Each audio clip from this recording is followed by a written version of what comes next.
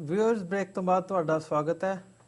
Doctor ਸਾਹਿਬ ਸਾਡੀ next email ਵੀਰ ਹੁਸ਼ਿਆਰਪੁਰੀਆ ਸਿੰਘ ਜੀ ਦੀ ਹੈ। ਉਹ ਲਿਖਦੇ ਹਨ, ਸਰ ਧਰਮ ਸਿਰਫ ਭ੍ਰਿਸ਼ਟਾਚਾਰ ਦਾ ਮੁਜੱਸਮਾ ਹੀ ਨਹੀਂ ਬਲਕਿ ਤਾਕਤ, ਬੇਇਨਸਾਫੀ, ਬ੍ਰੇਨ ਵਾਸ਼ਿੰਗ, ਸਮਾਜ ਵਿੱਚ ਵੰਡੀਆਂ ਪਾਉਣ ਦਾ ਕਾਰਨ ਵੀ ਹੈ। ਇਹ ਧਰਮ ਭਾਵੇਂ ਸਿੱਖ ਧਰਮ ਹੋਵੇ ਜਾਂ ਹਿੰਦੂਇਜ਼ਮ, ਇਸਲਾਮ ਜਾਂ ਈਸਾਈ ਧਰਮ ਹੋਣ, ਗੱਲ ਇੱਕੋ ਹੀ ਹੈ। ਅਸੀਂ ਵੇਖਦੇ ਹਾਂ ਭਾਰਤ ਵਿੱਚ ਪ੍ਰਚਾਰਕ ਬਾਬਿਆਂ ਕੋਲ ਬੁਲਟ ਪ੍ਰੂਫ ਕਾਰਾਂ ਹਨ, ਮਹਿੰਗੀਆਂ ਮਹਿੰਗੀਆਂ, ਅਤੇ ਇਹ 5 ਸਟਾਰ ਹੋਟਲਸ ਵਿੱਚ ਰਹਿੰਦੇ ਹਨ। ਤੁਸੀਂ ਇਸ ਬਾਰੇ ਕੀ ਕਹੋਗੇ? ਵੀਰ ਹੁਸ਼ਿਆਰਪੁਰੀਆ ਸਿੰਘ ਜੀ ਦੀਆਂ ਜਿੰਨੀਆਂ ਈਮੇਲਸ ਹੁਣ ਤੱਕ ਆਈਆਂ ਨੇ, ਅਜੇ ਸ਼ਾਇਦ 1 ਦਰਜਨ ਅਸੀਂ ਰੱਖੀਆਂ ਹੋਈਆਂ, ਹੌਲੀ ਹੌਲੀ ਕੱਢਾਂਗੇ। ਇਹ ਉਹਨਾਂ 'ਚੋਂ ਸਭ ਤੋਂ ਛੋਟੀ ਹੈ ਤੇ ਆਈ ਵੀ ਅੱਜ ਹੈ।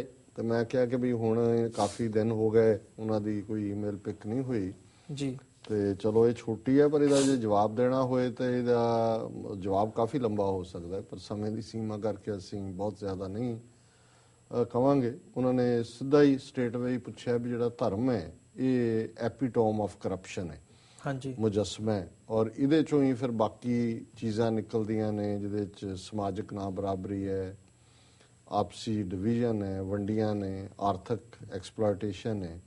ਔਰ ਅਖੀਰ 'ਚ ਉਹਨਾਂ ਨੇ ਆਪਣੀ ਗੱਲ ਨੂੰ ਵਜਨ ਦੇਣ ਦੇ ਲਈ ਬਾਬਿਆਂ ਦੀ ਗੱਲ ਕੀਤੀ ਜਿਨ੍ਹਾਂ ਦੇ ਕੋਲ ਬੁਲਟ ਪ੍ਰੂਫ ਗੱਡੀਆਂ ਨੇ ਔਰ 5 ਸਟਾਰ 5 ਤਾਰਾ ਹੋਟਲਾਂ 'ਚ ਰਹਿੰਦੇ ਨੇ। ਫਿਰ ਉਹਨਾਂ ਨੇ ਧਰਮਾਂ ਦੇ ਹਵਾਲੇ ਨਾਲ ਵੀ ਸਿੱਖ ਧਰਮ ਤੋਂ ਸ਼ੁਰੂ ਕਰਕੇ ਇਸਲਾਮ, ਈਸਾਈਅਤ, ਹਿੰਦੂਇਜ਼ਮ ਸਭ ਦੀ ਗੱਲ ਕੀਤੀ। ਦੇਖੋ, ਪਹਿਲਾਂ ਜੇ ਮੈਂ ਇੱਥੋਂ ਸ਼ੁਰੂ ਕਰਾਂ ਕਿ ਵੀ ਇਹੋ ਜਿਹੀ ਗੱਲ ਹੀ ਕਦੇ ਕਾਰਲ ਮਾਰਕਸ ਨੇ, ਜਿਹਨੇ ਕਿ ਮਾਰਕਸਵਾਦ ਦਾ ਫਲਸਫਾ ਦਿੱਤਾ ਹੈ, ਜਿਹਨੂੰ ਕਿ ਕਮਿਊਨਿਜ਼ਮ ਕਿਹਾ ਜਾਂਦਾ ਹੈ, ਉਹਨੇ ਵੀ ਆਧਾਰ ਇਹੀ ਬਣਾਇਆ ਸੀ। ਉਹਨੇ ਤਰਾਦਰ ਇੱਕ ਸਟੈਪ ਹੋਰ ਅੱਗੇ ਜਾਂਦਿਆਂ ਉਹਨੇ ਆਪਣੇ ਐਨਾਲਿਸਿਸ ਦੇ ਵਿੱਚ ਇਸ ਗੱਲ ਦਾ ਜ਼ਿਕਰ ਕੀਤਾ ਹੈ ਕਿ ਇਹ ਜਿਹੜਾ ਧਰਮ ਹੈ ਇਹ ਲੋਕਾਂ ਦੀ ਅਫੀਮ ਹੈ, ਲੋਕਾਂ ਨੂੰ ਦਿੱਤੀ ਗਈ ਅਫੀਮ ਹੈ। ਜਿਵੇਂ ਅਫੀਮ ਖਾ ਕੇ ਇੱਕ ਮਸਤੀ ਜਿਹੀ 'ਚ ਤੁਰੇ ਫਿਰਦੇ ਨੇ ਔਰ ਉਸ ਤੋਂ ਅੰਦਾਜ਼ਾ ਨਹੀਂ ਹੁੰਦਾ ਵੀ ਆਲੇ ਦੁਆਲੇ ਕੀ ਹੋ ਰਿਹਾ ਹੈ, ਹਾਂਜੀ, ਉਹਨੂੰ ਫੋਲੋ ਜਿਹੜਾ ਨੇ ਉਹ ਕਰਦੇ ਨੇ, ਜਿਹੜਾ ਵੀ ਉਹਨਾਂ ਨੂੰ ਫਿਰ ਲਈ ਫਿਰਦਾ। ਤੇ ਇਸ ਲਈ ਉਸ ਨੇ ਮਜ਼ਹਬ ਦੇ ਖਿਲਾਫ ਜਿਹੜਾ ਉਹ ਝੰਡਾ ਬੁਲੰਦ ਕੀਤਾ। ਉਹਦੀ ਜਿਹੜੀ ਆਰਥਿਕ ਨੀਤੀ ਸੀ, ਉਹਨੇ ਕਿਹਾ ਜੀ ਦੁਨੀਆ 'ਚ ਕੋਈ ਹੋਰ ਨਹੀਂ ਹੈ, ਸਿਰਫ 2 ਹੀ ਨੇ, ਇੱਕ ਹੈਵ ਹੈ, ਇੱਕ ਹੈਵ ਨਾਟ ਹੈ। ਹਾਂਜੀ, ਇੱਕ ਸਰਮਾਏਦਾਰ ਹੈ ਔਰ ਇੱਕ ਮਜ਼ਦੂਰ ਹੈ, ਔਰ ਉਹੀ ਉਹਦਾ ਕਿਰਤੀਓ ਇਕੱਠੇ ਹੋ ਜਾਓ। ਔਰ ਇਹ ਸਰਮਾਏਦਾਰੀ ਜਿਹੜਾ ਸਾਡਾ ਸਭ ਤੋਂ ਵੱਡਾ ਰੋਗ ਹੈ, ਇਹ ਤੋਂ ਛੁਟਕਾਰਾ ਪਾਓ, ਸਾਰੇ ਬਰਾਬਰ ਹੋ ਸਕਦੇ ਨੇ। ਹੁਣ ਉਸ ਦੇ ਨਾਂ ਥੱਲੇ ਮਜ਼ਹਬ ਨੂੰ ਖਤਮ ਕਰਨ ਦੇ ਲਈ ਇਕੱਲੇ ਸੋਵੀਅਤ ਯੂਨੀਅਨ ਦੇ ਵਿੱਚ ਹੀ, ਕਿਉਂਕਿ ਮਾਰਕਸ ਦੀ ਥਿਊਰੀ ਨੂੰ ਸਭ ਤੋਂ ਪਹਿਲਾਂ ਰਸ਼ੀਅਨ ਰੈਵੋਲੂਸ਼ਨ ਦੇ ਵਿੱਚ ਲਾਗੂ ਕੀਤਾ ਗਿਆ 1917 ਤੋਂ ਬਾਅਦ। ਹਜ਼ਾਰਾਂ ਗਿਰਜੇ ਢਾਏ ਗਏ, ਮਸੀਤਾਂ ਢਾਈਆਂ ਗਈਆਂ, ਬੁੱਧਿਸਟ ਮੋਨੈਸਟਰੀਆਂ ਢਾਈਆਂ ਗਈਆਂ। ਇਹ ਮਜ਼ਹਬ ਸਨ, ਈਸਟਰਨ ਆਰਥੋਡਾਕਸ ਕ੍ਰਿਸਚੀਅਨਿਟੀ, ਮਾਰੇ ਗਏ ਲੋਕ। ਔਰ ਫਿਰ ਜਿੱਥੇ ਜਿੱਥੇ ਇਹਨਾਂ ਦੇ ਹੋਰ ਵੀ ਸੀ ਇਹੋ ਜਿਹੇ ਉਹਨਾਂ ਨੇ ਕੰਮ ਕੀਤੇ।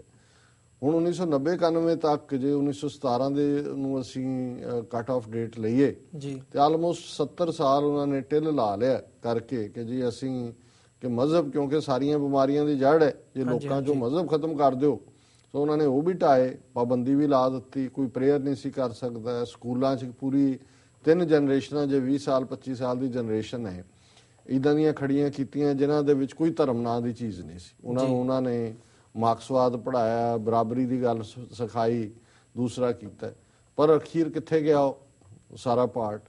ਔਰ ਅੱਜ ਆਲਮੋਸਟ 70 ਸਾਲ ਬਾਅਦ ਸਭ ਤੋਂ ਜ਼ਿਆਦਾ ਸੁਪਰਸਟੀਸ਼ਨ ਈਸਟਰਨ ਆਰਥੋਡਾਕਸ ਵੀ ਵਾਪਸ ਆਏ, ਜਿੰਨੇ ਜਾਲੀ ਕਿਸਮ ਦੀਆਂ ਗੱਲਾਂ ਨੇ, ਧੋਖੇ ਵਾਲੀਆਂ, ਉਹ ਉੱਥੇ ਰੂਸ ਦੇ ਵਿੱਚ ਸਭ ਤੋਂ ਜ਼ਿਆਦਾ ਪ੍ਰਚਲਿਤ ਨੇ। ਔਰ ਉਹਨਾਂ ਦਾ ਜਿਹੜਾ ਸਾਰਾ ਪਾਰਟ ਸੀ, ਉਹਨਾਂ ਨੇ ਈਵਨ ਅੱਜ ਆਪਣਾ ਆਫੀਸ਼ੀਅਲ ਰਿਲੀਜਨ ਵੀ ਡਿਕਲੇਅਰ ਕਰ ਰਹੇ ਨੇ, ਕਿਸੇ ਹੋਰ ਨੂੰ ਕਨਵਰਟ ਨਹੀਂ ਹੋਣ ਦਿੰਦੇ ਕਿ ਜੀ ਸਾਡਾ ਈਸਟਰਨ ਆਰਥੋਡਾਕਸ ਹੈ। ਦੇਖੋ, ਉਹਦੇ 'ਚ ਅਸੀਂ 3 ਚੀਜ਼ਾਂ ਇਹਦੇ 'ਚ ਮੈਂ ਕਹਾਂਗਾ।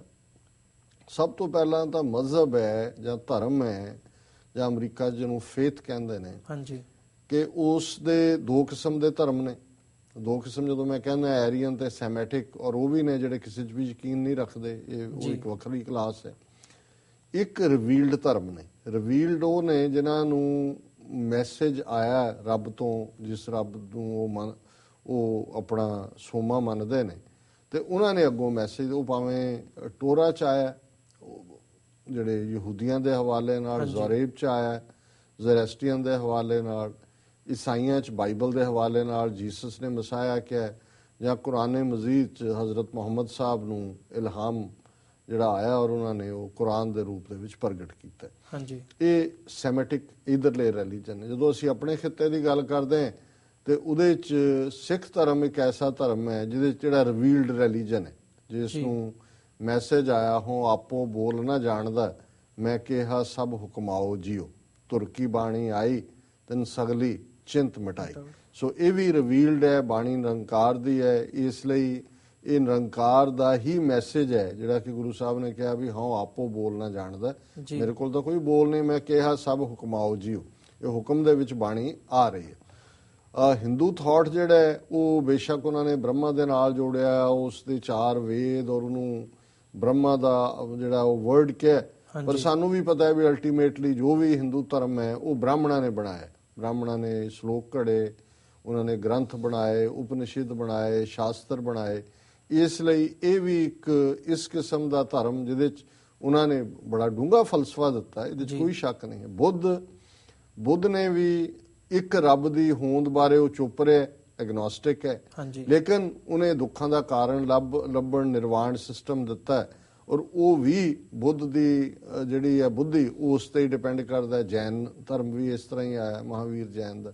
ਸੋ ਬਾਕੀ ਪਰੰਪਰਾਵਾਂ ਯੋਗ ਮਤ ਇਹਨਾਂ ਦਾ ਸਭ ਦਾ ਮਿਲਵਾ ਮੇਲ ਸੀ। ਸੋ ਇੱਕ ਤਾਂ ਧਰਮ ਇਹ ਹੈ ਵੀ ਜਿਹੜਾ ਓਰੀਜਨਲ ਫਾਰਮ 'ਚ ਉਪਦੇਸ਼ ਦੇ ਰੂਪ 'ਚ ਕਿਸੇ ਨੇ ਦਿੱਤਾ, ਉਹਨਾਂ ਦੀਆਂ ਪ੍ਰੀਚਿੰਗਸ ਨੇ, ਇਹਦੇ ਰਿਵੀਲਡ ਫੇਥ ਹੈ, ਰਿਵੀਲ ਦੇ ਉੱਤੇ ਗੱਲ ਖੜੀ ਹੈ। ਇਹਦੇ ਵਿੱਚ ਤਾਂ ਗੁਰੂ ਸਾਹਿਬ ਨੇ ਸਾਨੂੰ ਯਾਦ ਕਰਵਾਇਆ ਕਿ ਵੀ ਬੇਦ ਕਤੇਬ ਕਹੋ ਮਤ ਝੂਠੇ, ਝੂਠਾ ਜੋ ਨਾ ਵਿਚਾਰੇ। ਹਾਂਜੀ, ਵੇਦਾਂ ਮੈਂ ਨਾਮ ਉੱਤਮ ਸੁਣੈ ਸੋ ਸੁਣੈ ਨਾਹੀਂ, ਫਿਰੈ ਜੋ ਬੇਤਾਲਿਆ। ਕਿ ਉਸ ਚੋਂ ਜਿਹੜੀ ਉਹਦੇ 'ਚ ਟਰੂਥ ਹੈ, ਉਹਦਾ ਇਨਗਰੀਡੀਐਂਟ, ਉਹਨੂੰ ਵਿਸਾਰਿਆ ਹੋਇਆ, ਉਹਦੇ ਨਾਲ ਤਾਂ ਕੋਈ ਰੌਲਾ ਨਹੀਂ ਹੈ। ਕਿਉਂਕਿ ਹੁਣ ਇੱਥੇ 2 ਡਿਵੀਜ਼ਨਸ ਹੋ ਜਾਂਦੀਆਂ ਨੇ, ਇੱਕ ਧਰਮੀ ਲੋਕ ਨੇ, ਇੱਕ ਧਰਮ ਦੇ ਸਿਧਾਂਤ ਨੇ, ਇੱਕ ਉਹਨੂੰ ਮੰਨਣ ਵਾਲੇ ਲੋਕ ਨੇ। ਹੁਣ ਮੰਨਣ ਵਾਲਿਆਂ ਨੇ ਉਹਦੀ ਜ਼ਰੂਰ ਐਕਸਪਲੋਇਟੇਸ਼ਨ ਕੀਤੀ।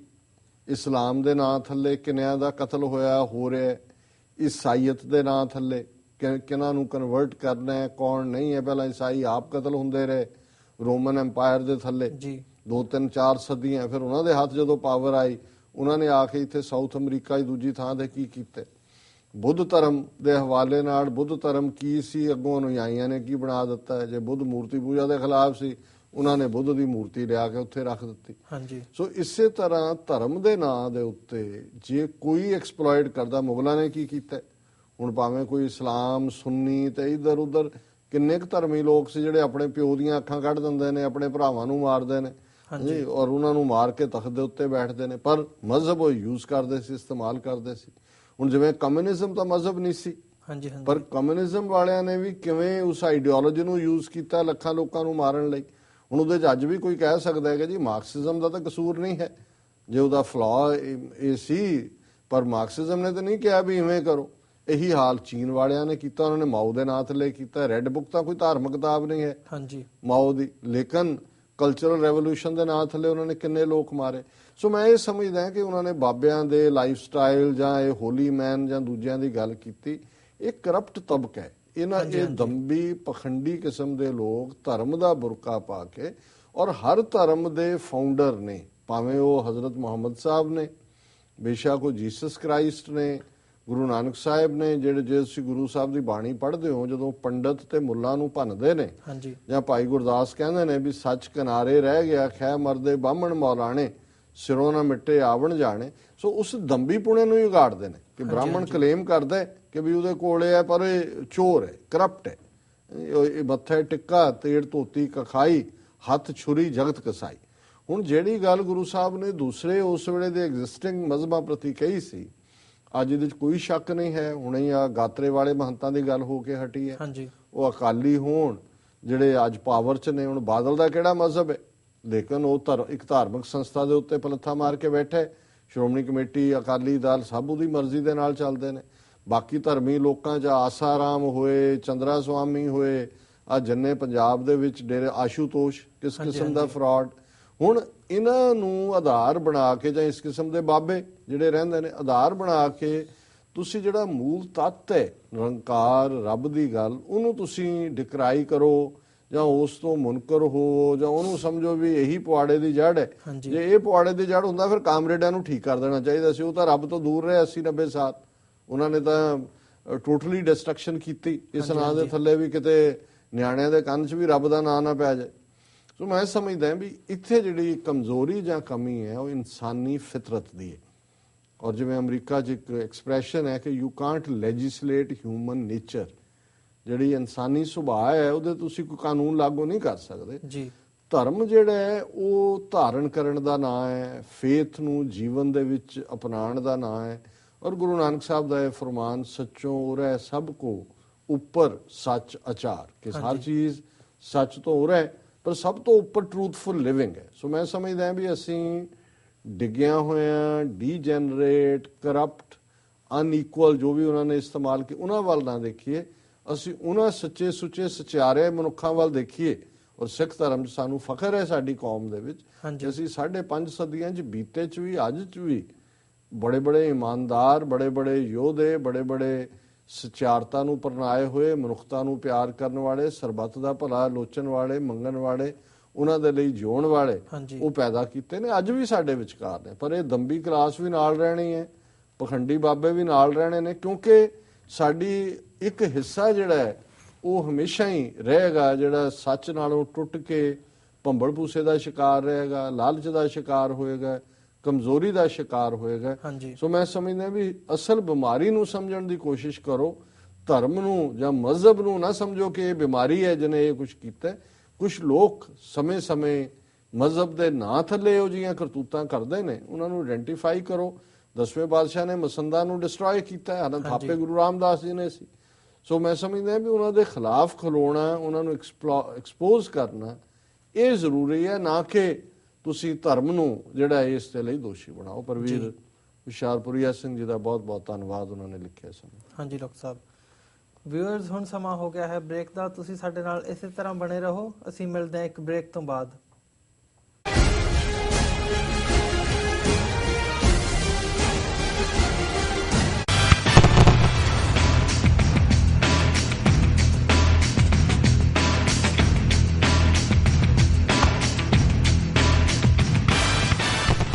TV 84 ਦੇ 1 ਸਾਲ ਪੂਰਾ ਹੋਣ ਤੇ ਅਸੀਂ ਆਪ ਸਭ ਦਰਸ਼ਕਾਂ ਅਤੇ ਸਰੋਤਿਆਂ ਨੂੰ ਮੁਬਾਰਕਬਾਦ ਦਿੰਦੇ ਹਾਂ ਅਤੇ ਧੰਨਵਾਦ ਵੀ ਕਰਦੇ ਹਾਂ, ਕਿਉਂਕਿ TV 84 ਦੀ ਇਸ ਸਫਲਤਾ ਵਿੱਚ ਆਪ ਸਭਨਾਂ ਦਾ ਵੱਡਮੁੱਲਾ ਯੋਗਦਾਨ ਹੈ।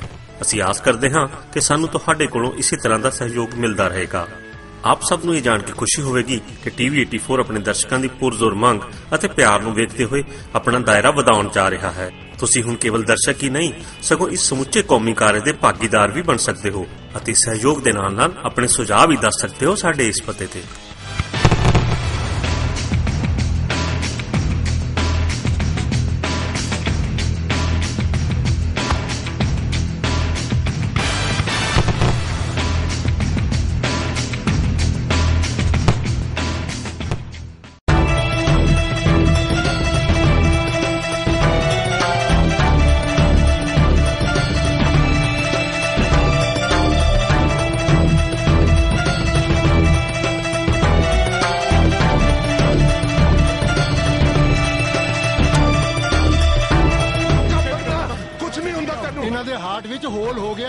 ਪੰਜਾਬੀ ਚ ਦੱਸੋ ਜੀ, ਨਹੀਂ ਤਾਂ ਸਾਡੇ ਤੋਂ ਇਲਾਜ ਨਹੀਂ ਕਰਾਇਆ ਜਾਣਾ। ਉਹ ਭਾਈ ਜਾਨ, ਤੁਹਾਨੂੰ ਕਿਹਨੇ ਕਹਿਤਾ ਕਿ ਬਾਹਰ ਪੜ੍ਹਿਆ ਲਿਖਿਆ ਦੀ ਲੋੜ ਆ? ਅੰਗਰੇਜ਼ ਤੇ ਆਪ ਬੜੇ ਪੜ੍ਹੇ ਲਿਖੇ ਨੇ। ਕਦੇ ਕੋਈ ਅੰਗਰੇਜ਼ ਤੁਸੀਂ ਅੰਗਰੇਜ਼ੀ ਤੋਂ ਘੱਟ ਗੱਲ ਕਰਦਾ ਸੁਣੋ?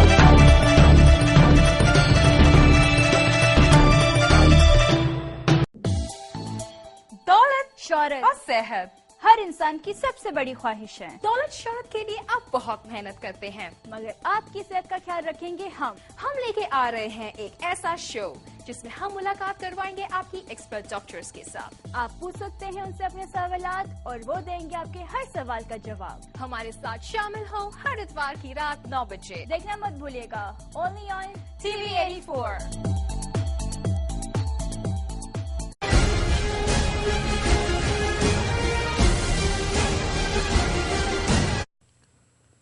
ਵਿਊਅਰਸ, ਬ੍ਰੇਕ ਤੋਂ ਬਾਅਦ ਤੁਹਾਡਾ ਸਵਾਗਤ ਹੈ। ਡਾਕਟਰ ਸਾਹਿਬ, ਹੁਣ ਸਾਡੇ ਦਰਸ਼ਕਾਂ ਨੂੰ ਅੱਜ ਦੇ ਦਿਨ ਦੀ ਇਤਿਹਾਸਕ ਅਹਿਮੀਅਤ ਬਾਰੇ ਦੱਸੋ। ਅੱਜ ਦੇ ਦਿਨ ਸਿੱਖ ਇਤਿਹਾਸ ਦੇ ਹਵਾਲੇ ਨਾਲ 1837 ਦੇ ਵਿੱਚ ਮਹਾਰਾਜਾ ਰਣਜੀਤ ਸਿੰਘ ਦੇ ਪੋਤੇ ਕੰਵਰ ਨੌ ਨਿਹਾਲ ਸਿੰਘ, ਉਹਨਾਂ ਦਾ ਵੱਡਾ ਬੇਟਾ ਖੜਕ ਸਿੰਘ ਸੀ, ਉਹਨਾਂ ਦਾ ਲੜਕਾ ਸੀ, ਉਸ ਦਾ ਵਿਆਹ ਸਰਦਾਰ ਸ਼ਾਮ ਸਿੰਘ ਅਟਾਰੀ ਵਾਲੇ ਦੀ ਪੁੱਤਰੀ ਜਿਹੜੀ ਹੈ ਬੀਬੀ ਨਾਨਕੀ ਦੇ ਨਾਲ ਹੋਇਆ ਔਰ ਇਹ ਵਿਆਹ ਬੜਾ ਲਾਸਾਨੀ ਵਿਆਹ ਸੀ। ਬੜੇ ਬਹੁਤ ਖਰਚੇ ਕੀਤੇ, ਅੰਗਰੇਜ਼ਾਂ ਨੂੰ ਵੀ ਸੱਦਿਆ, ਉਹ ਨਕਸ਼ੇ ਵੀ ਬਣਾ ਕੇ ਲੈ ਗਏ। ਹਾਂਜੀ। ਲੇਕਿਨ ਇਹਨੂੰ ਇੱਕ ਬੜਾ ਲੈਜੈਂਡਰੀ ਮੈਰਿਜ ਦੇ ਤੌਰ ਤੇ ਜਾਣਿਆ ਜਾਂਦਾ, ਸ਼ਾਨੋ ਸ਼ੌਕਤ ਦੇ ਲਈ।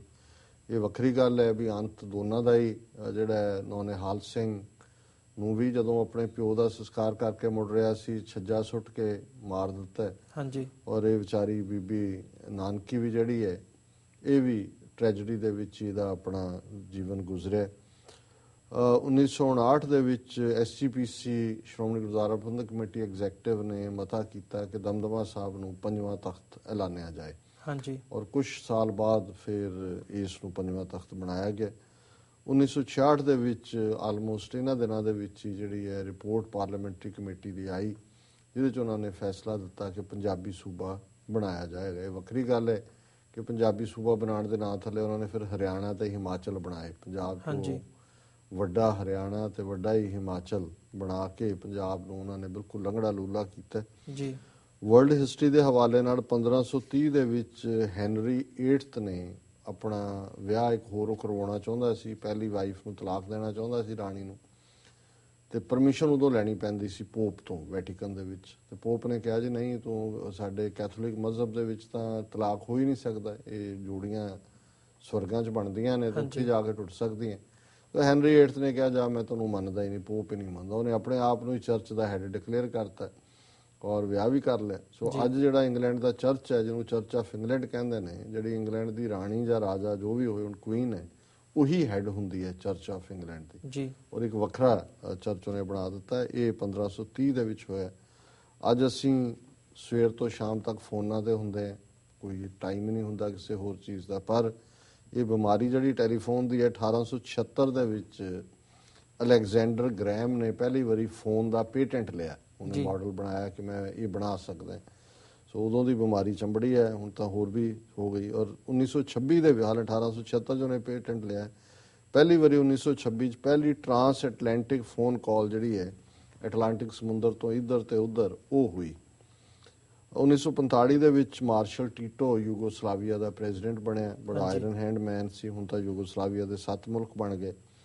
1994 ਦੇ ਵਿੱਚ ਨੈਲਸਨ ਮੰਡੇਲਾ ਨੇ ਇਹ ਮੰਗ ਰਿਜੈਕਟ ਕਰ ਦਿੱਤੀ। ਜਿਹੜੇ ਵਾਈਟ ਰੇਸਿਸਟ ਸੀ ਸਾਊਥ ਅਫਰੀਕਾ 'ਚ, ਜਿਹੜੇ ਕਾਲਿਆਂ ਨਾਲ ਧੱਕਾ ਕਰਦੇ ਰਹੇ ਸੀ, ਉਹਨਾਂ ਨੇ ਕਿਹਾ ਜੇ ਹੁਣ ਅਸੀਂ ਕਾਲਿਆਂ ਦੀ ਡੋਮੀਨੈਂਸ 'ਚ ਨਹੀਂ ਰਹਿਣਾ ਤੇ ਸਾਨੂੰ ਵਾਈਟ ਹੋਮਲੈਂਡ ਦਿਓ ਸਾਊਥ ਅਫਰੀਕਾ ਦੇ ਵਿੱਚ।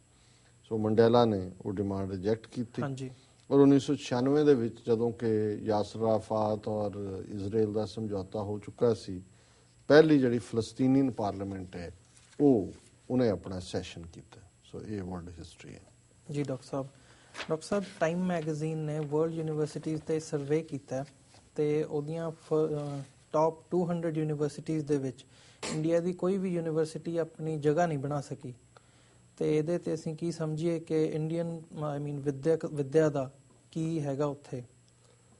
ਦੇਖੋ, ਇਹੀ ਗੱਲ ਜਦੋਂ ਇਹ ਮੈਂ ਰਿਪੋਰਟ ਵੀ ਦੇਖੀ ਤਾਂ ਇੱਕ ਬੜਾ ਇੰਡੀਆ ਐਡਵੋਕੇਟ ਹੁੰਦਾ ਹੈ ਤਾਂ ਆਪਣਾ ਹੀ ਆ ਬੰਦਾ ਜੀ, ਉਹਨੂੰ ਮੈਂ ਉਹ ਫਾਰਵਰਡ ਕਰਕੇ ਫਿਰ ਪੁੱਛਿਆ। ਮੈਂ ਕਿਹਾ ਜੀ ਤੁਸੀਂ ਤਾਂ ਬੜੇ ਦਮਗਜ਼ੇ ਮਾਰਦੇ ਹੋ ਕਿ ਜੀ ਅਸੀਂ ਆਹ ਕਰਤਾ ਦੁਨੀਆ 'ਚ, ਅਸੀਂ ਇੱਥੇ ਪਹੁੰਚ ਗਏ, ਐਜੂਕੇਸ਼ਨ ਸਾਡੇ ਗ੍ਰੈਜੂਏਟ। ਮੈਂ ਕਿਹਾ ਬ੍ਰਾਜ਼ੀਲ, ਚਾਈਨਾ, ਨਿੱਕੇ ਨਿੱਕੇ ਦੇਸ਼, ਰਸ਼ੀਆ, ਉਹਨਾਂ ਦੀਆਂ ਯੂਨੀਵਰਸਿਟੀਜ਼ ਨੇ ਜਿਹੜੀਆਂ ਬਿਲਕੁਲ ਥੱਲੜੀਆਂ। ਤੁਹਾਡੀਆਂ ਕਿੱਥੇ ਨੇ ਯੂਨੀਵਰਸਿਟੀਆਂ? ਤੁਹਾਡੇ ਦਮਗਜ਼ੇ ਕਿੱਥੇ ਨੇ?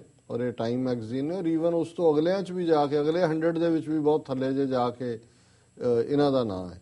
ਔਰ ਦੁਨੀਆ ਦੇ ਵਿੱਚ ਅੱਜ ਵੀ ਹਾਰਵਰਡ ਜਿਹੜੀ ਹੈ ਨੰਬਰ 1 ਦੇ ਉੱਤੇ ਹੈ, ਫਿਰ ਆਕਸਫੋਰਡ ਹੈ, ਸਟੈਨਫੋਰਡ ਹੈ, ਕੋਲੰਬੀਆ ਨੇ, ਜਿੱਥੋਂ ਰੀਅਲ ਥਾਟ ਨਿਕਲਦਾ। ਸੋ ਅਸੀਂ ਇਹ ਸਮਝਦੇ ਹਾਂ ਕਿ ਵੀ ਇਹ ਜਿਹੜਾ ਪ੍ਰੋਪੇਗੈਂਡਾ ਹੈ ਇਹਦੇ 'ਚ ਹਿਟਲਰ ਦਾ ਔਰ ਇਹ ਵਰਡ ਜਰਮਨ ਜ਼ਬਾਨ ਦਾ ਸ਼ਬਦ ਹੈ।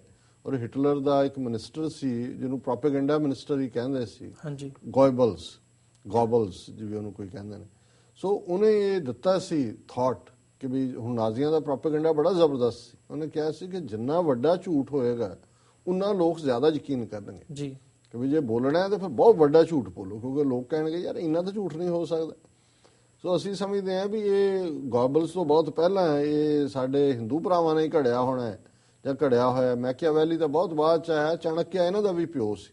ਕਿ ਇੰਨਾ ਵੱਡਾ ਝੂਠ ਬੋਲੋ, ਫਿਰ ਦੁਹਰਾਈ ਜਾਓ ਕਿ ਜੀ ਅਸੀਂ ਬਹੁਤ ਸੁਪਰ ਪਾਵਰ, ਬਹੁਤ ਸਾਡੀ ਮਹਾਨ ਸਭਿਅਤਾ, ਸਾਡੇ ਜਹਾਜ਼ ਹੁੰਦੇ ਸੀ। ਰਾਮਚੰਦਰ ਜੀ ਜਿਹੜੇ ਨੇ ਉਹ ਲੰਕਾ ਤੋਂ ਅਯੁੱਧਿਆ ਉੱਡਣ ਖਟੋਲੇ ਚ ਆਏ ਸੀ, ਸਾਡਾ ਜਹਾਜ਼ ਸੀ। ਅਗਨੀ ਬਾਣ ਹੁੰਦੇ ਸੀ, ਸਾਡੇ ਕੋਲ ਨਿਊਕਲੀਅਰ ਪਾਵਰ ਸੀ। ਮਹਾਭਾਰਤ ਦੇ ਵਿੱਚ ਜਿਹੜੇ ਤੀਰ ਚੱਲਦੇ ਅੱਗ ਲਾ ਦਿੰਦੇ ਨੇ ਉਹ ਨਿਊਕਲੀਅਰ ਸੀ। ਕਹੀ ਜਾਓ, ਦੂਜਿਆਂ ਨੂੰ ਕਹੀ ਜਾਓ ਤੁਹਾਡੀ ਬਹੁਤ ਮਹਾਨ ਸਭਿਅਤਾ ਹੈ। ਤਾਂ ਹਾਲ ਇਹ ਹੈ ਵੀ 200 ਦੀ ਫਿਗਰ ਹੈ ਜਿਹੜੀ, ਉਹ 'ਚ ਇੱਕ ਯੂਨੀਵਰਸਿਟੀ ਵੀ ਹਿੰਦੁਸਤਾਨ ਦੀ ਕੁਆਲੀਫਾਈ ਨਹੀਂ ਕਰਦੀ ਕਿ ਇਹ ਉਹਦੇ ਵਿੱਚ ਬਣੇ। ਇਹ ਤੋਂ ਅੰਦਾਜ਼ਾ ਲਾ ਲਓ ਵੀ ਕਿਸ ਕਿਸਮ ਦੀ ਉੱਥੇ ਮਿਆਰੀ ਐਜੂਕੇਸ਼ਨ ਹੈ ਤੇ ਕਿਸ ਕਿਸਮ ਦੇ ਬੌਣੇ ਜਿਹੜੇ ਨੇ ਬੌਧਿਕ ਪੱਧਰ ਦੇ ਲੋਕ ਉਹਦੇ ਚੋਂ ਨਿਕਲਦੇ ਨੇ। ਹਾਂਜੀ ਜੀ ਡਾਕਟਰ ਸਾਹਿਬ, ਹੁਣ ਸਾਡੇ ਦਰਸ਼ਕਾਂ ਨੂੰ ਦੱਸੋ ਡਾਕਟਰ ਸਾਹਿਬ ਅੱਜ ਦਾ ਵਿਚਾਰ। ਅੱਜ ਦੇ ਵਿਚਾਰ ਲਈ ਜਿਵੇਂ ਅਸੀਂ ਹਫਤੇ 'ਚ ਇੱਕ ਦਿਨ ਸ਼ਾਹ ਹੁਸੈਨ ਜਾਂ ਕਿਸੇ ਸੂਫੀ ਦਾ ਕਲਾਮ ਚੁਣਦੇ ਜੀ, ਉਹਨਾਂ ਦੇ ਅਸੀਂ 2 ਕਪਲੇਟ ਚੁਣੇ ਨੇ ਸ਼ਾਹ ਹੁਸੈਨ ਦੇ, ਔਰ ਉਹਨਾਂ ਦਾ ਵੀ ਥੀਮ ਮਨੁੱਖ ਨੂੰ ਯਾਦ ਕਰਵਾਉਣਾ ਹੀ ਹੈ ਕਿ ਜੀਵਨ ਜਿਹੜਾ ਉਹ ਹਮੇਸ਼ਾ ਰਹਿਣ ਵਾਲਾ ਨਹੀਂ ਹੈ, ਅਲਟੀਮੇਟਲੀ ਇੱਥੋਂ ਤੁਰ ਜਾਣਾ ਹੈ। ਔਰ ਜਿਹੜੇ ਜੀਵਨ ਦੇ ਪਲ ਨੇ, ਜੋ ਤੁਹਾਡੇ ਕੋਲ ਸਮਾਂ ਹੈ, ਉਸ ਨੂੰ ਰੱਬ ਦੀ ਯਾਦ ਦੇ ਵਿੱਚ ਲਿਆਓ, ਇਹਨੂੰ ਵੇਸਟ ਨਾ ਕਰੋ। ਤਾਂ ਸ਼ਾਹ ਹੁਸੈਨ ਕਹਿੰਦੇ ਨੇ, ਜੋਬਨ ਗਿਆ ਤਾਂ ਘੋਲਿਆ, ਰੱਬਾ ਤੇਰੀ ਮਿਹਰ ਨਾ ਜਾਵੇ। ਹਾਂਜੀ, ਆਇਆ ਸਾਵਣ ਮਨ ਪਰਚਾਵਣ, ਸਈਆਂ ਖੇਡਣ ਸਾਵੇਂ, ਨੈ ਵੀ ਡੂੰਗੀ ਤਲਾ ਪੁਰਾਣਾ, ਮੌਲਾ ਪਾਰ ਲੰਘਾਵੇ। ਇਹ ਪਹਿਲਾ ਪਦ ਹੈ ਕਿ ਜੋਬਨ ਤਾਂ ਸਾਹਮਣੇ ਦੇਖਦਿਆਂ ਦੇਖਦਿਆਂ ਚਲਾ ਗਿਆ। ਜਿਵੇਂ ਕੋਈ ਚੀਜ਼ ਘੁਲ ਜਾਂਦੀ ਹੈ, ਜਿਵੇਂ ਪਤਾਸਾ ਪਾਣੀ ਦੇ ਵਿੱਚ ਘੁਲ ਜਾਂਦਾ ਹੈ, ਇਵੇਂ ਜੋਬਨ ਘੁਲ ਗਿਆ। ਜੋਬਨ ਗਿਆ ਤਾਂ ਘੋਲਿਆ, ਰੱਬਾ ਤੇਰੀ ਮਿਹਰ ਨਾ ਜਾਵੇ। ਜੋਬਨ ਤਾਂ ਆਇਆ ਸੀ, ਚਲਾ ਗਿਆ, ਪਰ ਹੇ ਅੱਲਾ, ਹੇ ਰੱਬ, ਤੇਰੀ ਮਿਹਰ ਮੇਰੇ ਤੇ ਹਮੇਸ਼ਾ ਰਹੇ, ਉਹ ਨਾ ਜਾਵੇ ਜਿਵੇਂ ਜੋਬਨ ਚਲਾ ਗਿਆ। ਆਇਆ ਸਾਵਣ ਮਨ ਪਰਚਾਵਣ, ਸਈਆਂ ਖੇਡਣ ਸਾਵੇਂ। ਜੀ, ਹੁਣ ਜਦੋਂ ਦੁਨਿਆਵੀ ਲੋਕ ਔਰ ਸਾਡੇ ਉਸ ਖਿੱਤੇ ਦੇ ਵਿੱਚ ਤੁਸੀਂ ਬਹੁਤ ਸਾਰਾ ਜਿਹੜਾ ਰੋਮਾਂਟਿਕ ਪੋਇਟਰੀ ਹੈ ਉਹ ਸਾਵਣ ਦੇ ਨਾਲ ਜੁੜੀ ਹੋਈ ਹੈ। ਸਾਵਣ ਭਾਦੋ, ਕਿਉਂਕਿ ਲੋਕ ਘਰਾਂ 'ਚ ਮੀਂਹ ਪੈ ਰਿਹਾ ਹੈ, ਪਹਿਲਾਂ ਗਰਮੀ 'ਚੋਂ ਨਿਕਲੇ ਨੇ, ਮਈ ਜੂਨ ਜਿਹੜਾ ਉਹ ਪੂਰਾ ਪੱਠ ਬਣਿਆ ਹੁੰਦਾ ਹੈ। ਪੰਜਾਬ ਇੱਕ ਹੌਟ ਪਲੇਨਸ ਨੇ, ਔਰ ਉਹਦੇ ਲਈ ਉਹ ਰਾਹਤ ਆਉਂਦੀ ਹੈ। ਗਰਮੀਆਂ ਦੇ ਵਿੱਚ ਕੱਲਾ ਗਰਮੀ ਨਹੀਂ, ਕੱਟਾ ਮਿੱਟੀ, ਤੇ ਜਦੋਂ ਮੀਂਹ ਪੈਂਦਾ ਸੀ ਮਿੱਟੀ ਵੀ ਸੈਟਲ ਹੋ ਜਾਂਦੀ ਹੈ, 4 ਚਫੇਰੇ ਹਰਿਆਵਲ ਹੈ। ਔਰ ਕਿਉਂਕਿ ਮੀਂਹਾਂ ਦੇ ਵਿੱਚ ਕੰਮ ਤਾਂ ਕੋਈ ਹੁੰਦਾ ਨਹੀਂ ਸੀ, ਕਿਉਂਕਿ ਤੁਸੀਂ ਕੰਮ ਤਾਂ ਉਸ ਜ਼ਮਾਨੇ 'ਚ ਇਸ ਕਿਸਮ ਦੇ ਹੀ ਸਨ, ਸੋ ਤੁਸੀਂ ਆਪਣੇ ਘਰ 'ਚ ਰਹਿੰਦੇ ਹੋ ਆ ਕੇ। ਸੋ ਉੱਥੇ ਬਹੁਤ ਸਾਰਾ ਕੁਝ ਸਾਵਣ ਦੇ ਨਾਲ ਜੁੜਿਆ ਹੋਇਆ ਹੈ। ਔਰ ਖੀਰ ਔਰ ਪੂੜੇ, ਉਹ ਇੱਕ ਵੱਖਰਾ ਕਲਚਰ ਹੈ। ਲੇਕਿਨ ਇੱਧਰ ਜਿਹੜੇ ਫਕੀਰ ਨੇ, ਰੱਬ ਨਾਲ ਜੁੜੇ ਹੋਏ ਨੇ, ਉਹ ਉਸ ਨੂੰ ਇਸਤੇਮਾਲ ਕਰਦੇ ਨੇ ਆਪਣੇ ਅਧਿਆਤਮ ਦੀ ਗੱਲ ਕਹਿਣ ਲਈ ਕਿ ਵੀ ਉਸ ਰੱਬ ਦੀ ਯਾਦ ਦਾ ਆ ਜਾਣਾ ਇਵੇਂ ਹੀ ਹੈ ਜਿਵੇਂ ਸਾਵਣ ਆਇਆ। ਤੇ ਇਸ ਰਸਤੇ ਤੇ ਤੁਰੇ ਹੋਏ ਜਿਹੜੇ ਨੇ ਉਹ ਵੀ ਸਾਰੇ ਰੱਬ ਦੀ ਯਾਦ ਦੇ ਵਿੱਚ ਜੁੜੇ ਹੋਏ ਨੇ। ਮੇਰੇ ਸਾਹਮਣੇ ਉਸ ਰੱਬ ਦੇ ਪਿਆਰ ਵਾਲੀਆਂ ਸਖੀਆਂ ਖੇਡ ਰਹੀਆਂ ਨੇ। ਆਇਆ ਸਾਵਣ ਮਨ ਪਰਚਾਵਣ, ਸਈਆਂ ਖੇਡਣ ਸਾਵੇਂ, ਨੈ ਵੀ ਡੂੰਗੀ ਤਲਾ ਪੁਰਾਣਾ। ਨੈ ਬੋਟ ਨੂੰ ਕਹਿੰਦੇ ਨੇ, ਨਾਵ ਨੂੰ ਕਹਿੰਦੇ ਨੇ। ਹੁਣ ਉਹ ਭਵ ਸਾਗਰ ਤੋਂ ਤਰਨ ਦਾ ਅਲੰਕਾਰ ਇਸਤੇਮਾਲ ਕਰਦੇ ਨੇ ਕਿ ਵੀ ਇਹ ਜਿਹੜੀ ਬੋਟ ਹੈ ਮੇਰੀ, ਇਹ ਵੀ ਬੜੀ ਡੂੰਘੀ ਹੈ, ਮੈਂ ਰੱਬ ਦੇ ਨਾਲ ਜੁੜਿਆ ਹੋਇਆ ਜਿਹਨੇ ਮੈਨੂੰ ਲੈ ਕੇ ਜਾਣਾ ਹੈ। ਤੇ ਤਲਾਬ ਵੀ ਜਿਹੜਾ ਇਹ ਬੜਾ ਪੁਰਾਣਾ ਹੈ। ਹੁਣ ਜਿਹੜੇ ਪੁਰਾਣੇ ਹੁੰਦੇ ਸੀ ਉਹਦਾ ਪਤਾ ਨਹੀਂ ਸੀ ਹੁੰਦਾ ਵੀ ਕਿੱਥੇ ਕਿੰਨੀ ਡੂੰਘਾਈ ਹੈ, ਕਿ ਵੀ ਜੀਵ ਇਹ ਮੁਸ਼ਕਲਾਂ ਨੇ, ਪਰ ਮੈਂ ਉਸ ਨਾਵ ਦੇ ਉੱਤੇ ਹਾਂ ਤੇ ਮੌਲਾ ਪਾਰ ਲੰਘਾਵੇ। ਇਸ ਨਾਵ ਨੂੰ ਪਾਰ ਲੰਘਾਉਣ ਦੇ ਲਈ ਮੌਲਾ ਰੱਬ ਦੇ ਲਈ ਇਸਤੇਮਾਲ ਹੁੰਦਾ ਹੈ ਇਸਲਾਮ ਦੇ ਵਿੱਚ। ਔਰ ਕਨਕਲੂਡ ਕਰਦੇ ਨੇ, ਇੱਕ ਨਾ ਵਟੀਆਂ ਪੂਣੀਆਂ, ਇੱਕ ਸੂਤ ਬੁਣਾਵੇ, ਇੱਕ ਕੰਤਾਂ ਬਾਜ ਵਿਚਾਰੀਆਂ, ਇੱਕ ਨਾ ਢੋਲ ਕਲਾਵੇ, ਕਹਿ ਹੁਸੈਨ ਫਕੀਰ ਨਮਾਣਾ, ਝੂਠੇ ਬੰਨਦੇ ਨਹੀਂ ਦਾਵੇ। ਇਹ ਵੀ ਸਾਵਣ ਦੇ ਨਾਲ ਜੁੜਿਆ ਹੀ ਹੈ ਕਿ ਇੱਕ ਜਿਹੜੀਆਂ ਨੇ ਉਹ ਪੂਣੀਆਂ ਵੱਟ ਰਹੀਆਂ, ਇੱਕ ਸੂਤ ਬੁਣ ਰਹੀਆਂ, ਇੱਕ ਕੰਤਾਂ ਬਾਜ ਵਿਚਾਰੀਆਂ। ਇੱਕ ਉਹ ਨੇ ਜਿਨ੍ਹਾਂ ਦੇ ਪਤੀ ਉਹਨਾਂ ਦੇ ਕੋਲ ਨਹੀਂ ਆਏ, ਕਿਉਂਕਿ ਬਿਰਹਾ ਵੀ ਸਾਵਣ ਦੇ ਨਾਲ ਜੁੜਦਾ। ਮੇਰਾ ਲੱਖਾਂ ਦਾ ਸਾਵਣ ਜਾਏ, ਉਹ ਵੀ ਜੁੜਦਾ, ਜਿਹੜੇ ਫੌਜ 'ਚ ਨੇ, ਦੂਜੇ ਨੇ। ਇੱਕ ਕੰਤਾਂ ਬਾਜ ਵਿਚਾਰੀਆਂ, ਇੱਕ ਨਾ ਢੋਲ ਕਲਾਵੇ। ਇੱਕ ਉਹ ਨੇ, ਢੋਲ ਪਤੀ ਨੂੰ ਕਹਿੰਦੇ ਨੇ, ਜਿਨ੍ਹਾਂ ਦੇ ਸਰਾਣੇ ਪਤੀ ਬੈਠਾ, ਜਿਨ੍ਹਾਂ ਦੇ ਕੋਲ ਪਤੀ ਬੈਠਾ। ਕਹਿ ਹੁਸੈਨ ਫਕੀਰ ਨਮਾਣਾ, ਝੂਠੇ ਬੰਨਦੇ ਨਹੀਂ ਦਾਵੇ। ਕਿ ਇੱਕ ਫਕੀਰ ਇਹ ਕਹਿ ਰਿਹਾ ਕਿ ਵੀ ਇਹ ਕਿਨੇ ਰੱਬ ਨੂੰ ਮਿਲਣਾ, ਕਿਹਦਾ ਕੰਤ ਰੱਬ ਦੀ ਸੈਂਸ 'ਚ ਹੈ, ਉਸ ਦੇ ਉੱਤੇ ਕੰਤ ਨੇ ਰੀਝਣਾ, ਇਹਦਾ ਕੋਈ ਝੂਠਾ ਦਾਵਾ ਨਾ ਬਣੀਏ।